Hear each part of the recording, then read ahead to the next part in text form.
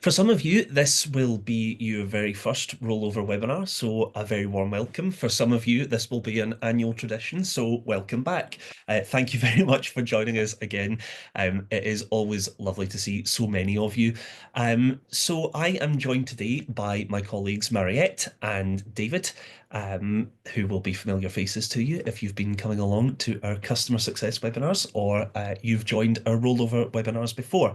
And today we are going to be talking all things Talis Aspire rollover, and I'll show you the agenda for today's session. So we'll begin by starting just with a general broad overview of the rollover process, the different methods that are available to you when you're rolling over, and we'll go on to talk about the benefits of rolling over as well. We'll give you some context for some of the choices that you'll want to make going into rollover. We will talk about some of the things that you can do to prepare for a successful rollover, and then we will do a brief demonstration of what rollover actually looks like. After that, we'll talk about things that you can do once rollover has happened to make your life nice and easy, and we'll talk about rollover and reviews as well. Then, if you haven't heard enough of us saying the word rollover, because it's already starting to sound funny to my brain, we will have some time for questions where you can ask anything and everything that you want to, and we'll be on hand to answer those. But that's not all. In a bit of a change from the usual structure, today we're not going to be talking about Talis Aspire copyright clearance rollover. We wanted to give that its own dedicated session to allow you some time to process what we go through today and to really give copyright clearance rollover the sort of the time and space that it needs. But what we will do after we've taken some questions is for those of you who use Lean Library, although Lean Library, of course, doesn't have an annual rollover process, there are steps that Lean Library users are able to take in the dashboard over the summer to kind of get things prepared for the upcoming academic year. So we'll spend a little bit of time talking about the things that you can do um, over the summer to get Lean Library ready for new students joining, new and existing students joining you again in September. So we'll get underway with a quick introduction to the rollover process. In brief, the process of rolling over is the process that institutions use when they want to move their reading lists, along with the course materials and any associated content that's on those reading lists, over to the next academic term within Aspire. So for most of you, that'll probably look like this year, that'll look like moving your lists over from the 2024-2025 academic year to the 2025-2026 academic year. And there are a couple of different ways in which we can do that. The first of these is bulk rollover, and like the name suggests, bulk rollover is ideal for institutions that have lots and lots of lists to get through. It's a bit of a blunt instrument. It allows you to move, in some cases, huge numbers of materials and lists over to the next academic year all at one time, and it saves you time in terms of being able to do it all at once. It reduces the amount of manual input that is needed in your case, and it ensures consistency across every single one of those lists. So for those institutions that have lots and lots of lists to go through, that have a huge number of materials to roll over, bulk rollover tends to be the way forward with that. We also have the targeted rollover process. And targeted rollover, as if bulk rollover is a blunt tool, then targeted rollover is a scalpel. It allows you to roll over individual reading lists or groups of reading lists, offering more flexibility, but requiring that little bit more time, filtering down those lists that you want to move over, identifying ones that need to be moved over to specific time periods. It ensures that only the materials that you need are updated, and it reduces the number of errors you might have to deal with as compared to a bulk rollover process. And a good example of when a targeted rollover might be useful for you is if, for example, you only have one time period in your Talis Aspire tenancy, but for example, the medical school operates according to slightly different dates than everyone else. Maybe they start earlier, maybe over summer or something like that. So in that instance, targeted rollover of reading lists might be beneficial for you. So each method has its advantages. We've talked there about when it might be appropriate for your institution to use bulk rollover and when it might be appropriate to use targeted. What I would add is that if you are kind of looking at this and you've never done targeted before, or you've always done targeted and now you're thinking about bulk, and you want maybe some guidance on what would be best for your particular circumstances, we'd encourage you to get in touch with us.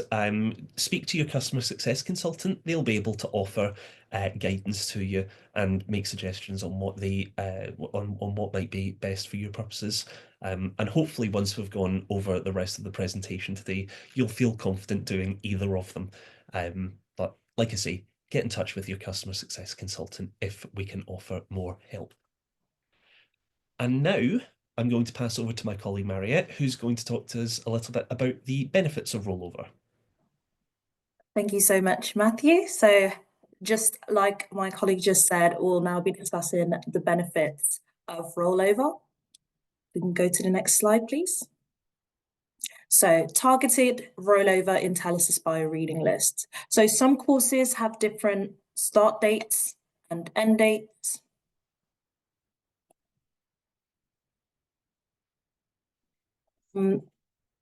Yes, some of them have different start dates and end dates, so you can manage them with complex time periods or by rolling lists over at different times.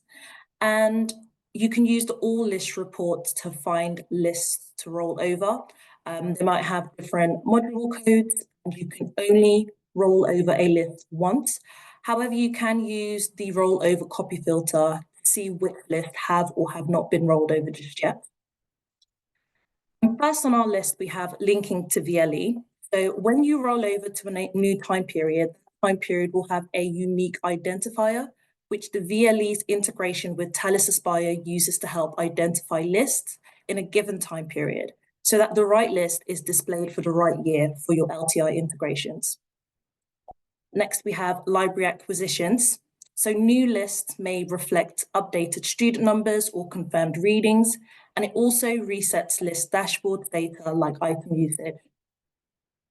Another benefit is digitizations. If you're using Talis Aspire copyright clearance, rollover ensures digitized content linked to the correct and current list, and most scans are only valid for 12 months. The next benefit is to keep your list current. Rolling over is a great opportunity to ask list owners to review and update their content.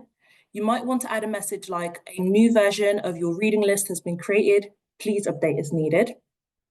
It's also beneficial for student appeals and resets because you may need to prove students have access to a list during a specific time period. And lastly, on this slide, we have analytics. Rollover allows you to keep usage data separate by year, helping track changes or make improvements. While a few universities are doing rollover, which is mainly due to LTI linking issues, and instead just update the time period dates, we generally recommend rolling over for all the reasons above. So time periods and choices and decisions. So why use time periods? Using time periods helps keep resource lists organized, accurate, and relevant over time. And here's why they matter. You can track past versions. Time periods let you keep a record of which resources were used in specific years or terms. For example, a student in 2025 might want to revisit what they studied in 2023. You can reassure students. Labeling lists with the current time period shows students that they're viewing the official and most up-to-date content. You can also label things clearly. Time periods allow you to tag lists with labels like summer term 2025 or medical school, so everyone uses the same language. When creating or editing a list, users simply pick from the drop-down menu. Different academic sessions. Time periods help distinguish between versions of a list used in different years or terms. So setup is needed. Before rolling over, you must request your new time period by submitting a ticket. We know many of you would like to manage this in settings. This feature is coming, but for now you will need to contact us. We can also make the new time periods go live on a specific date if you prefer to delay access. As mentioned before, digitizations, time periods help automate start and end dates for digitization requests. Even if you use other systems, they still help identify when and where content is needed. You do have flexible options, so you can choose the time period that best suits your institution, including academic year, calendar year, semester, course, department, etc. Next slide, please. Thank you so much. So, decisions to make. Rolling over a reading list is flexible and can be timed to fit your schedule for preparing the next year's content. This slide covers key decisions for planning your rollover. When to roll over. Choose a time that best fits your institution's workflow, such as the end of term. It may also align with your VLE rollover or be timed to reach academics when they're most available. Draft versus publish. Rolling over to draft encourages academics to update their list, keeping their content current, but not all staff may respond. Rolling over to publish makes lists immediately available, but you'll need to ensure updates are done before term starts. You can also roll over to draft and bulk publish later, for example, on September 3rd, so all lists go live together. Archiving old lists. Decide whether to archive old lists now or keep them accessible for things like exam preparations or resets. You can always archive them later based on your timeline. Communication. Inform your teaching staff about the rollover. Some may miss this message, but good communication reduces the need for later corrections. Perfect. Thank you very much, Maria. And I'm just going to talk a little bit about, or expand a bit on some of those things that Mariette's just spoke about there in terms of tasks that you can do before you roll over to make life easier in the long run.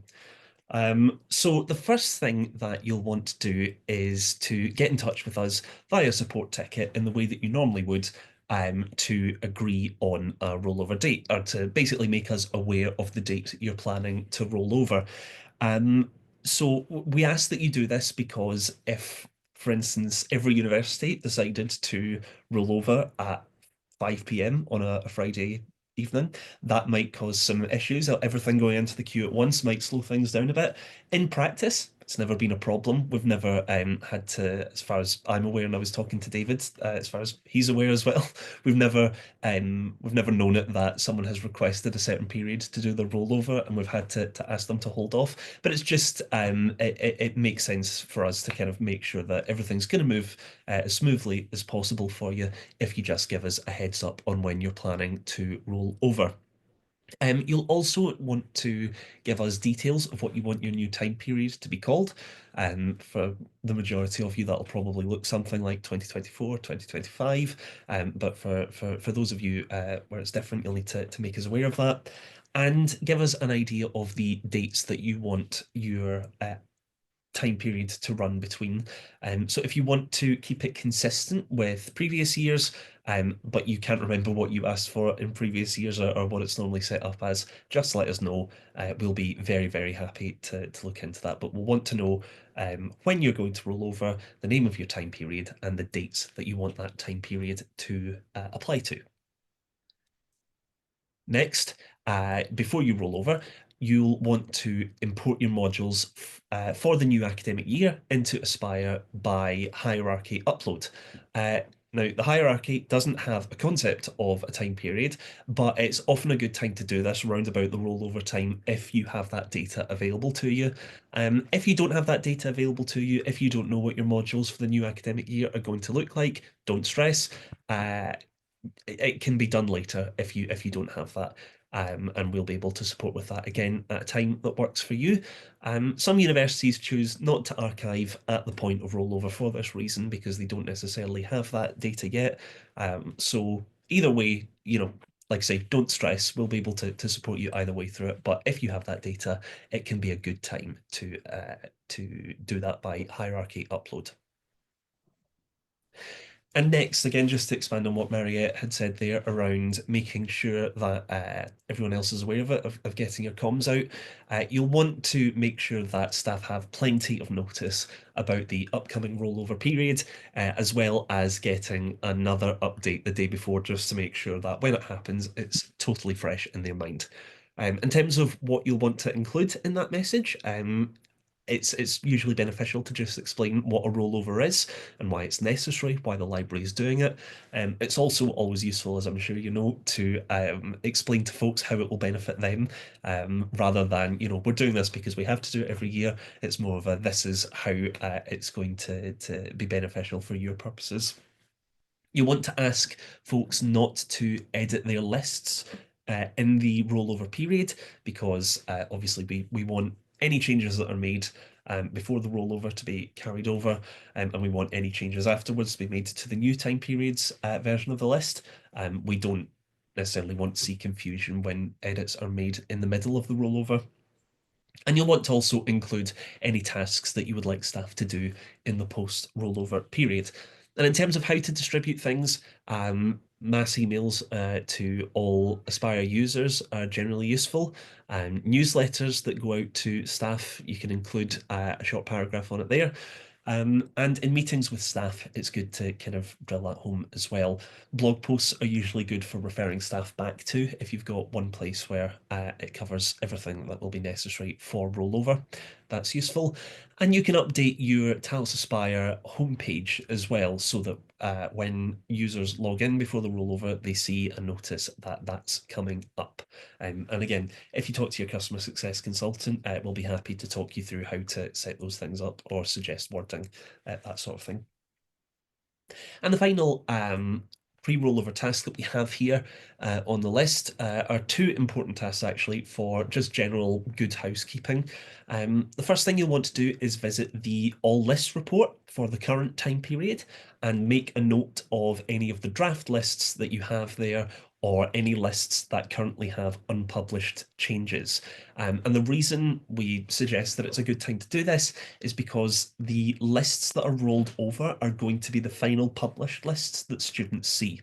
So if staff have since gone in and made changes to those reading lists, but they haven't been published, they aren't yet visible to students, those changes aren't going to be rolled over to the new time period. So it's just a good opportunity to get in contact with the lecturer that set up the list, or the academic responsible for it, and check whether those changes need to be published prior to rollover or not. So useful for the rollover process, but also useful just from a general housekeeping perspective. And you'll also want to visit the list copy actions report. Now, this gives you a view of the lists that have been copied into new lists. And that might happen where, for example, an academic wants to get really ahead of their work for next year. They've kind of jumped the gun on rollover, and they've actually created their own 2025-2026 reading list. That reading list still exists in the previous years, in this year's time period. Um, so what will happen when we come to rollover is we'll actually end up with four versions of the list. We'll end up with a 2024 and 2025 list in one time period, and a 2024 and 2025 list in the other time period. So it's useful just to kind of see where lists have been copied, if there are any that you're going to have to intervene and say, just hold off on this until we roll over. Then that's a good opportunity to do that as well and avoid any confusion that might come afterwards. And now, um, having done the kind of the pre-rollover tasks, we'll spend a bit of time just going over a short demonstration of what rollover actually looks like.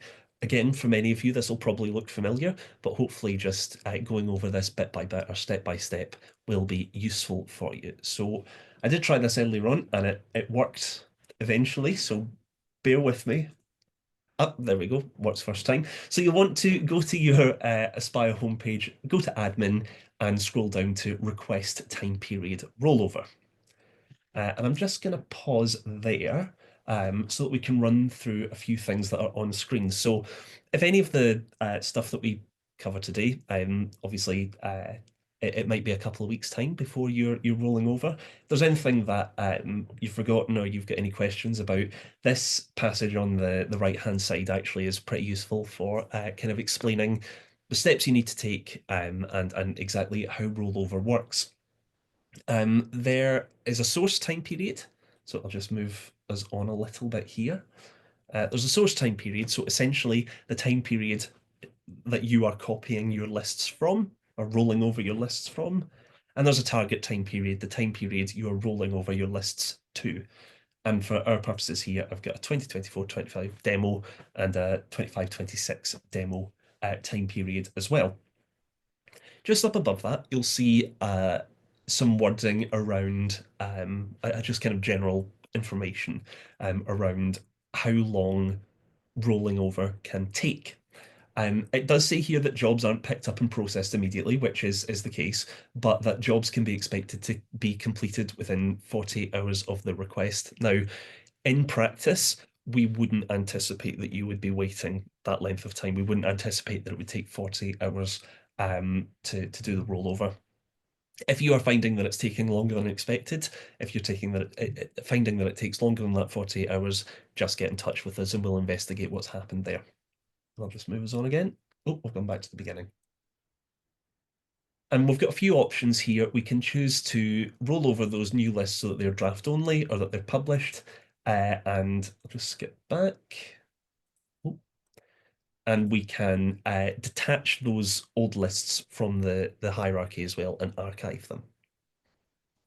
So just a few options to choose from there, not too complicated. And when we hit next step, we'll get to see essentially a summary of what's going to happen. So I'll pause again. We can see that time period that we're copying or rolling over lists from, where we're rolling over lists to. It'll confirm whether or not those new lists are going to be published or whether they'll be draft. And I just want to draw attention to two of the little pop-ups here. It says that currently there are 3 published lists assigned to this time period that I'm rolling over from. So it'll give you an idea of how many that are. I would expect for pretty much all of you, it's going to be a lot more than 3. And there's a little pop-up just below it as well that says that the actual number of lists rolled over might vary depending on when the job actually executes. So just for the sake of clarity, just to confirm what that means, basically, as we've covered, clicking on the rollover button isn't necessarily going to result in that rollover happening immediately for one of a bunch of different reasons.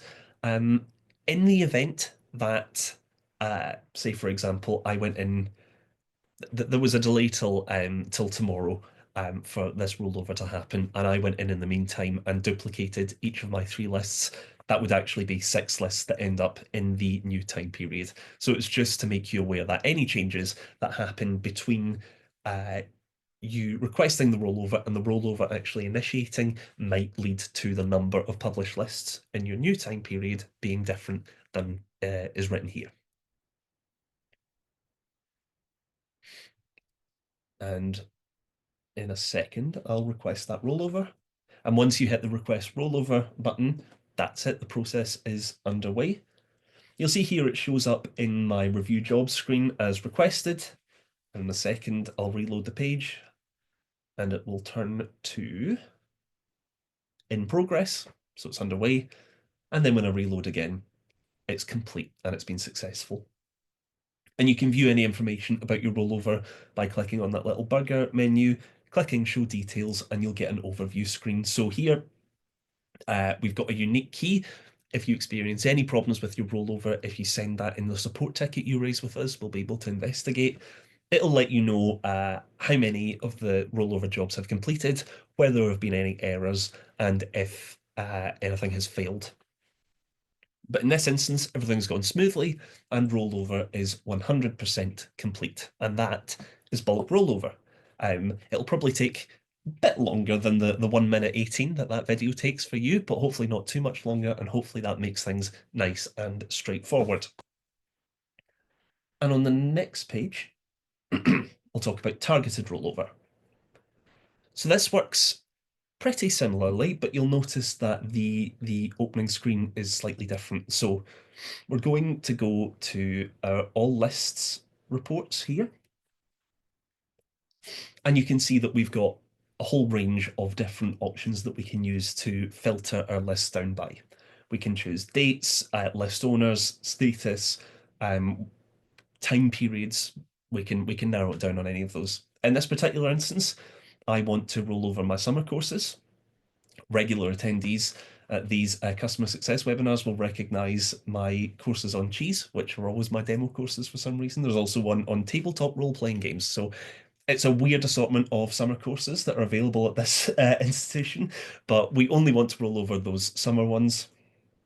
So I select those, I go up to action, select rollover, and this screen will look pretty familiar to you. It's exactly the same options that were available in the previous screen. Looks a bit different, but we're just choosing a target time period, whether those lists are going to be draft only. Uh, is that just, sorry, bear with me, I'll go back. There we go. The target time periods, whether those lists are going to be draft only, and whether or not we want to archive or detach from the hierarchy. We hit submit, and back in that review jobs screen, we see that that job is in progress. And that is rollover. That's bulk and targeted rollover. So like I say, hopefully that makes things nice and straightforward for you. Of course, if you need more targeted support or you need to go over that again, this recording will be available afterwards, or you can speak to your customer success consultant who will be very happy to talk you through the process. And now I'm going to pass back over to Mariette for some of the tasks that you can undertake post rollover, again, just to make the process as seamless as possible. Thank you. So if we just go over to the next slide, please, Matthew. Thank you. So firstly, of course, with apologies to University of Worcester, as we've been using them as an example for several years on the post-rollover timeline, only because it's really good. And these are the steps they take in terms of their post-rollover timeline. So first, communications are sent to their teaching staff when rollover is complete with a what to do next message. If you could go to the next slide, brilliant. Perfect. Next, we have the academic liaison librarians offering training and direct support to their teaching staff. With the timeline, it's always a good chance to engage your staff. So only lists have to be updated once a year. And it's good to use the all list report to find out which lists are drafted and which lists have already been published.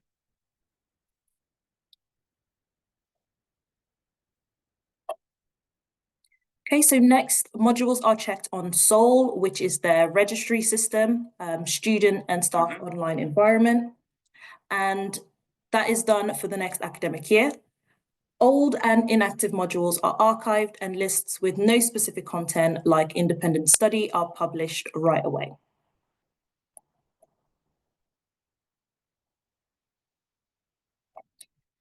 And like we said on the previous slide, draft and published lists are reported weekly to academic services team. So we always recommend using the all list report to spot draft and publish lists easily. Okie doke. And just to sort of finish with, we're going to go over some general advice about rollover and reviews. Just a quick note, you presumably will want to, when you're conducting your reviews, will want to review next year's lists, not last year's. So we recommend that you, just as part of, again, general good housekeeping, clear your reviews before you roll over. This will also help when you archive lists before rollover. You'll want to make sure to clear your reviews, as lists with open reviews won't be archived, and the review itself will remain open too. If you archive a list outside of rollover, which you can do using the all lists report, then your reviews will be archived when you click into them. You'll be able to continue any open reviews, provided you haven't yet archived your 24-25 lists, and rollover won't trigger a review until the academic republishes the lists if they choose to. So with that, we will uh, take a break in a moment just to answer any questions that you might have. But in terms of your next steps, if you're now prepared for rollover and you want to get going with it, first thing that you'll need to do is arrange your rollover date and let us know by raising a support ticket. Um, and if you've got any questions about any of what we've just talked about, we can answer those now. Alternatively, we have a whole range of support articles on the rollover process available at support.talis.com. And we're always very happy to hear from you via the support desk as well. But I'm going to pause for a moment there just to take a look at the chat and see if we have any questions. So if there's anything that you want to ask, now is the time.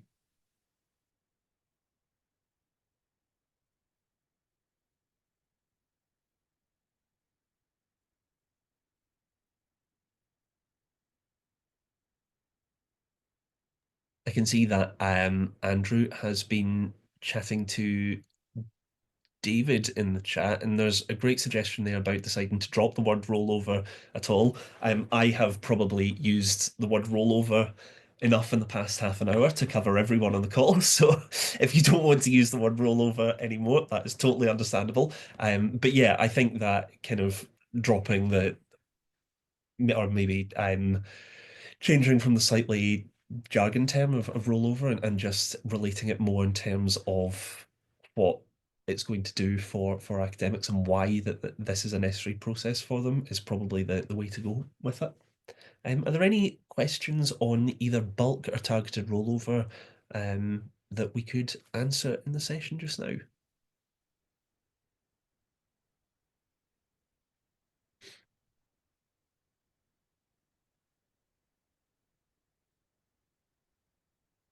No? It's absolutely fine if not. Hopefully that means that we've made it really, really clear, and which is great news. But yeah, what I'll do is I will pass over to Mariette at the moment, and Mariette's going to tell us a little bit about preparing your Lean Library dashboard for the upcoming academic year. So if your institution has Lean Library, it might be useful to stick around and hear about that. If you're just curious about what Lean Library can do, you're obviously very welcome as well. We'll have an opportunity again at the end for any further questions. So if there's anything we haven't answered there and you'd like us to pick up on, just pop it in the chat or in the. I'm not sure if we have a Q&A active, but yes, we do. I can see that there's a couple of questions in there. Bear with me. Yes, so I'll pass over to Maria at the moment, and I will take a look in the Q&A, and we can come back to those questions at the end, if that's all right. Thank you. So without further ado, we'll be moving on to preparing Lean Library. The first suggestion that we have for preparing everything, especially within the dashboard, it's just checking that your time zone is correct. Unfortunately, we do not automatically adjust the time zone and the time in the dashboard with daylight savings. So this does have to be done manually, and with the clocks, of course, moving forward at the end of March, it would be really great to get that corrected in the dashboard. That is for everyone who has Lean Library. If we can go to the next slide. Brilliant. Thank you so much, Matthew. We have, again, the assist message feature, which is really, really customizable. It's one of the most customizable features that we have for Lean Library and is available to all customers. We also have assist message templates, which you can find in the templates tab, just like you can see in the screenshot. When you go to your sysmessage settings, you can see the templates that we've created. We wanted to make it easier for librarians to set them up, and we have a number of templates that you might find really helpful. With the Easter holidays coming up, you might want to set up assist messages, letting your students know what time the library might be closing, if you're adjusting your times, who is still accessible, who isn't accessible during the holidays. So just another suggestion to just update any assist messages to notify your students of any important events or anything important that's happening. keyword enhancement. So this is a feature that is not available in the Lean Library Access package, but it is available in Lean Libraries Futures. And keyword enhancement allows librarians to enhance third-party sites by targeting controlled vocabularies and providing librarian curated definitions and resources. So we do have the Easter holidays coming up first, but just to get ahead of the summer holidays as well, it is a good time to consider which sites you want to target and which vocabularies you would like to enhance, which you would like to remove. So similar to the rollover process with Talis, it's just about getting everything updated in time for the next academic year. You can also contact your customer success consultant to discuss setting up your keyword enhancement or making any changes. We're happy to assist.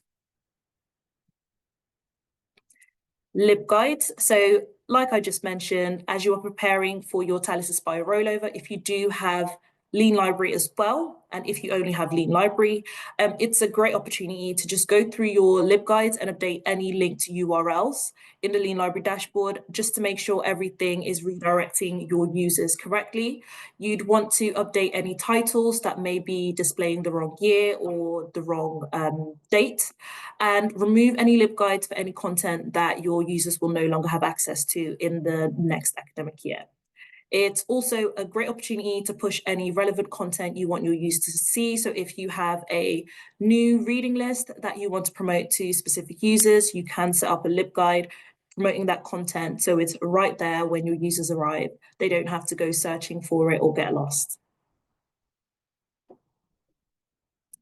Promotional materials that we have, these can be really helpful and they are accessible within the dashboard. So we have our point of need message generator, which allows you to create fully customizable embedded form messages. We also have email templates.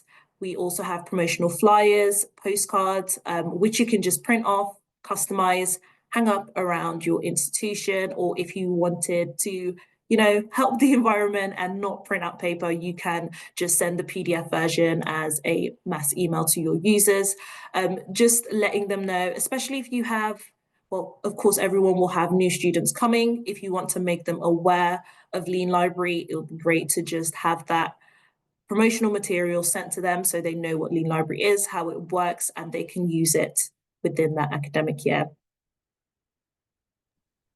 Perfect. Thank you very much, Mariette. And I'll just finish by just reminding everyone that our copyright clearance rollover webinar will be happening in a couple of weeks' time. So that will be on Wednesday, the 29th of April. You can visit the website technologyfromsage.com and go to the event section to find all the details about that, where you can sign up for the copyright clearance webinar as well.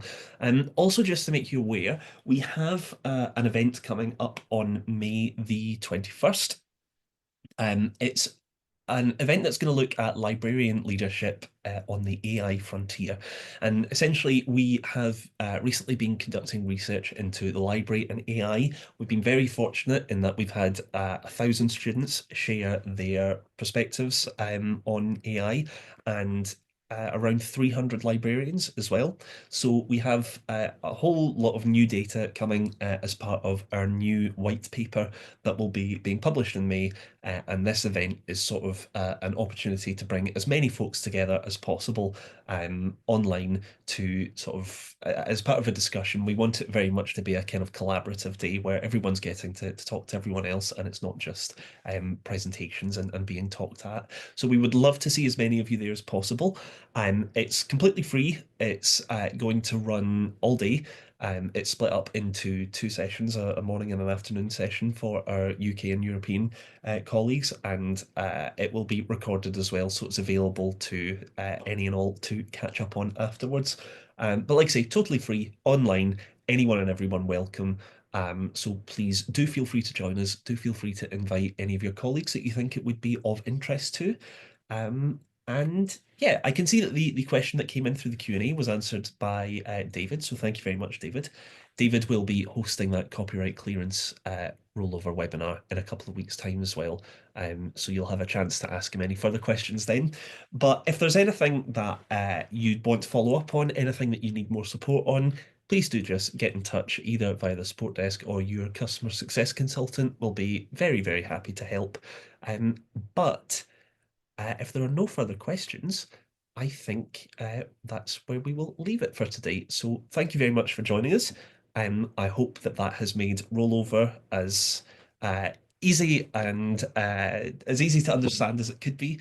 And we'll look forward to seeing you again at one of these customer success webinars in the future. So thank you very much for joining us and enjoy the rest of your afternoon.